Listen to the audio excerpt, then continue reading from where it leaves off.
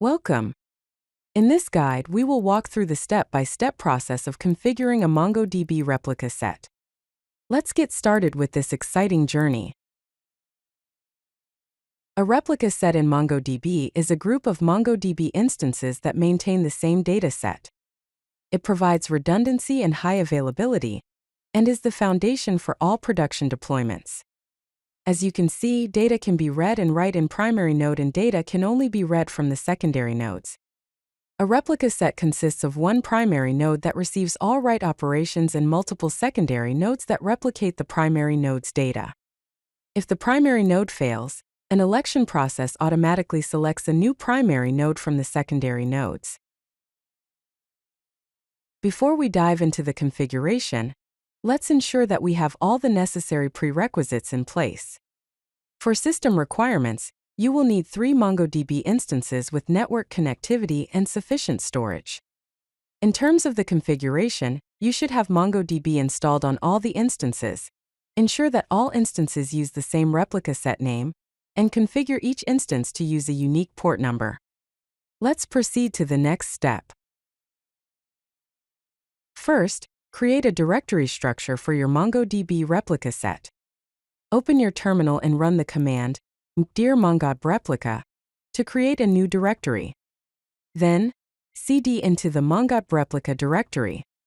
Next, create 3 subdirectories, rs0-0, rs0-1, and rs0-2, one for each MongoDB instance, using the command dir rs0-0, rs0-1, rs0-2. As you can see in the directory tree under MongoDB Replica, you will have rs0-0, rs0-1, and rs0-2. Now start 3 MongoDB instances on different ports. Use the command mongod, along with the replace set option set to rs0, port option set to 27017, and path option set to rs0-0.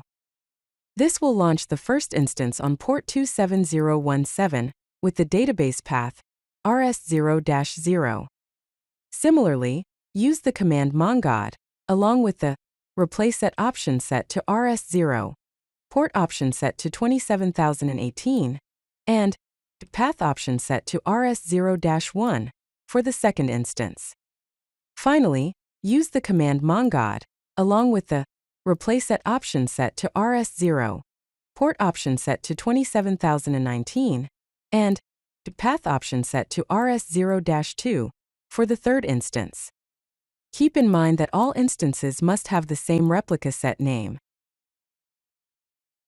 Next, connect to the first MongoDB instance, which will become our primary node.